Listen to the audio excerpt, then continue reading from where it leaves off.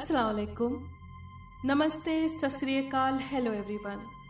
स्वागत है आपका हमारे YouTube चैनल पर। इंसान बज़ाते खुद बुज़दिल नहीं हुआ करता, बल्कि वक्त और हालात उसे बुज़दिल बना देते हैं। मैं यहाँ एक ऐसी घटना का जिक्र करना चाहता हूँ जहाँ पहुँचकर इंसान की अक्ल भी कुछ काम नहीं करती और वो खुद को बुज़दिल महसूस करने लगता है। ये मेरी ज़िंदगी की एक अजीबो गरीब घटना है जिसको मैं कभी भुला नहीं सकता।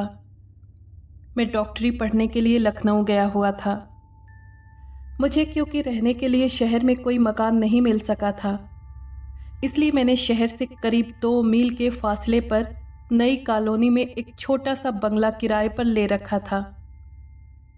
मुझे यहाँ रहते हुए 2 साल से ज़्यादा अरसा गुजर चुका था और मैं यहाँ के रहने वालों को अच्छी तरह जान चुका था।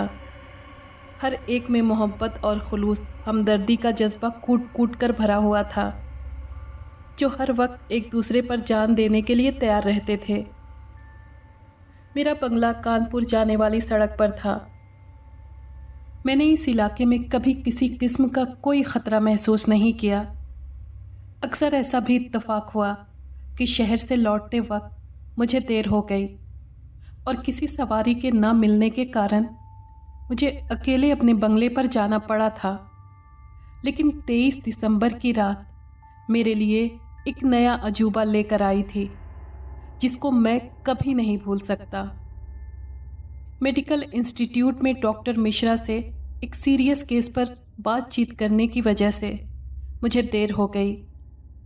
जब मैंने अपनी रिस्ट वॉच पर नज़र डाली तो रात के 9:30 बज रहे थे। इंस्टीट्यूट से निकलने के बाद मैंने सवारी तलाश की, मगर कोई सवारी नहीं मिल सकी और आखिरकार मैं नाउम्मीद हो गया। मेरा घर पहुंचना बहुत ज़रूरी था क्योंकि मेरा एक बहुत ही करीबी दोस्त रहमान आया हुआ था और अब बंगले तक पहुंचने के लिए पैदल जाने के अलावा कोई चारा नहीं था। मैं क्योंकि रास्ते को अच्छी तरह जानता था, इसलिए पैदल ही अपने बंगले की तरफ चल दिया। चाँद निकल आया था, ठंडी ठंडी हवाएं चल रही थीं, आवारा बादल आसमान पर घूम रहे थे। वो कभी कभी चाँद को अपनी ओट में छिपा लेते थे, जिनसे कुछ देर के लिए सारी कायनात पर अंधेरा छा जाता और एक भयानक माहौल पैदा हो जाता। लेकिन फिर अचानक ही चाँद बादलों से निकल जाता और सारी कायनात फिर से रोशन हो जाती। काफ़ी देर तक अंधेरे उजाले की ये आंख मिचोली चलती रही। अब हवाओं में भी तेज़ी आ गई थी। अब हवाओं में भी तेज़ी पैदा हो गई थी और धीरे धीरे इन हवाओं ने झक्कड़ों की शक्ल बदल ली थी। देखते ही देखते सारे आसमान पर घनेरे काले बादल छा गए और अब उन सब ने मिलकर चाँद को छुपा ही लिया और फिर निकलने का मौका ही नहीं दिया। हर तरफ अंधेरे की चादर फैल चुकी थी। बादलों की गरज, बिजली की कड़क, पेड़ों के पत्तों की खड़खड़ाहट और हवा की साए साए ने माहौल को रहस्यमयी तौर पर भयानक बना दिया था। मैं तेज़ तेज़ कदम बढ़ाता इस बदलाव पर गौर करता चला जा रहा था और सोच रहा था कि जहाँ अभी अभी हर तरफ चांदनी फैली हुई थी, वहाँ अब हर तरफ अंधेरा फैल रखा है, जिससे सारे का सारा माहौल एकदम बदल गया। देर तक रोशनी और अंधेरे में ये कशमकश होती रही। मैं इन बातों पर गौर करता हुआ चला जा रहा था कि अचानक मुझे घोड़े के टापों की आवाज़ें सुनाई दी। मैंने पीछे मुड़कर देखा। एक तांगा सरपट दौड़ता हुआ चला आ रहा था। इस वक्त इस भयानक माहौल में तांगा देखकर मुझे बेहद खुशी हुई और मैं तांगे में बैठने के इरादे से धीरे धीरे चलने लगा। तांगा अब मेरे बिल्कुल करीब आ चुका था। उसमें कोई सवारी नहीं थी। इससे पहले कि मैं तांगे से कुछ कहता, तांगे वाले ने खुद ही मुझसे कहा, बाबूजी, इतनी रात गए, आप अकेले पैदल जा रहे हैं, कहाँ जाना है आपको?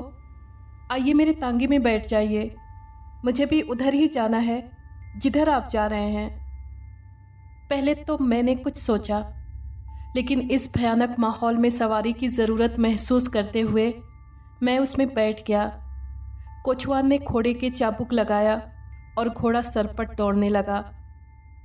तांगा पत्थर की सड़क को रौंदता हुआ आगे बढ़ रहा था और अब मुझे भी किसी किस्म का कोई डर महसूस नहीं हो रहा था, क्योंकि मुझे एक हमसफ़र मिल गया था। ऐसी भयानक रात में एक हमसफ़र का मिल जाना मेरे लिए कुछ कम नहीं था।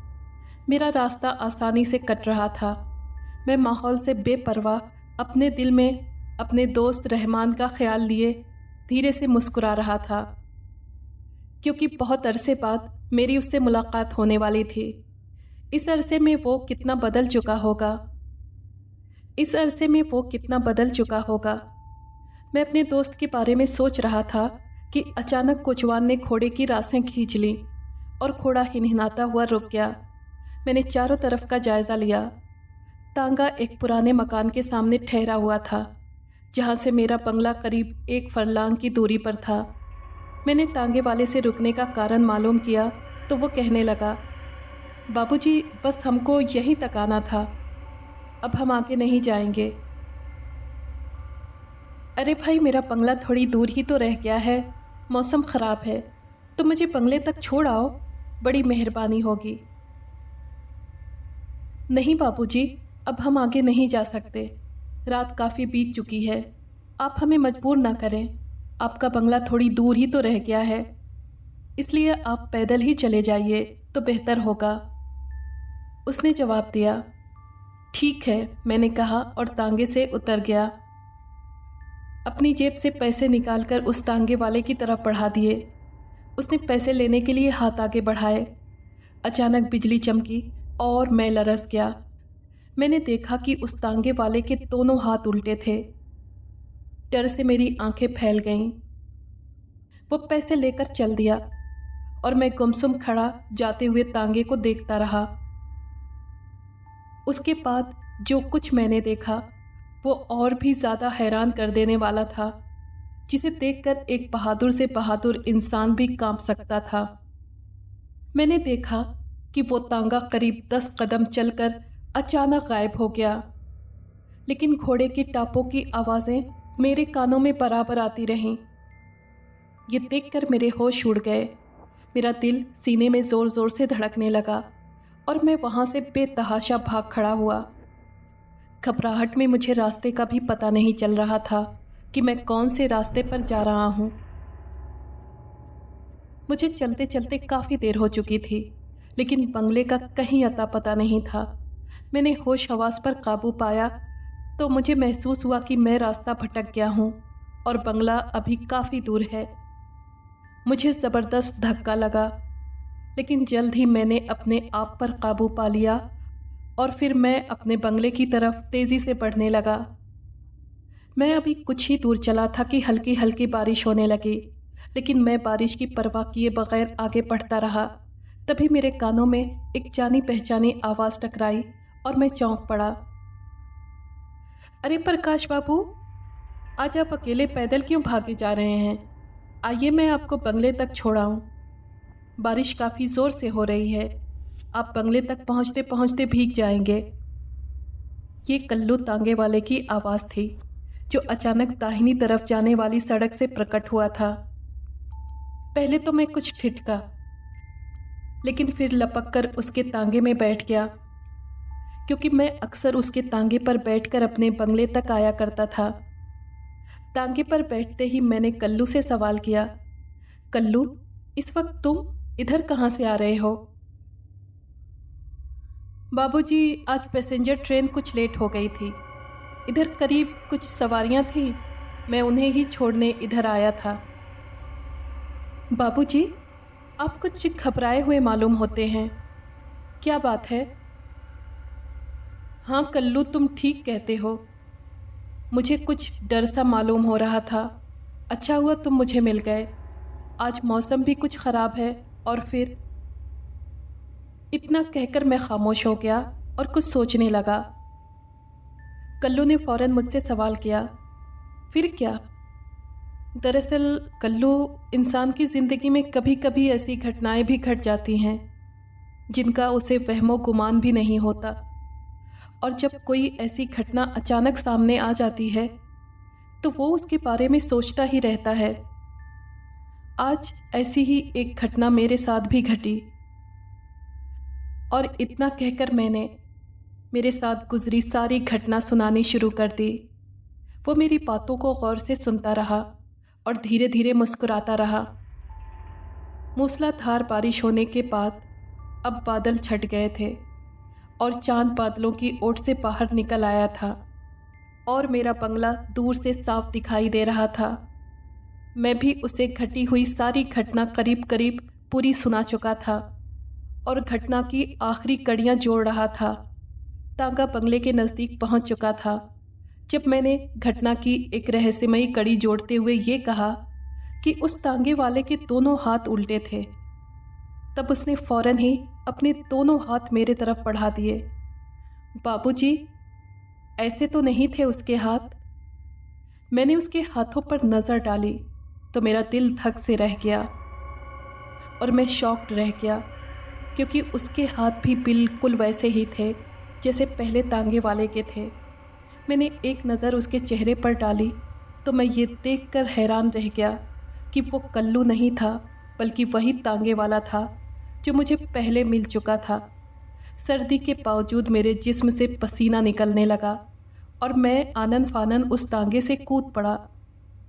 एक भयानक ठहाका फिजा में गूंजा और देखते ही देखते वो तांगा हवा में खुल गया। ये मंजर देखकर मेरे रोंगटे खड़े हो गए और मैं बेतहाशा भागने लगा। रहमान, रहमान! अचानक मेरे मुंह से ये आवाज़ निकलकर फिजा में दूर तक फैलती चली गई और मैं बेहोश हो गया। और जब सुबह को मेरी आंख खुली तो मैं अपने बिस्तर पर लेटा हुआ था और मेरा दोस्त रहमान मेरे ऊपर झुका हुआ मुस्कुरा रहा था।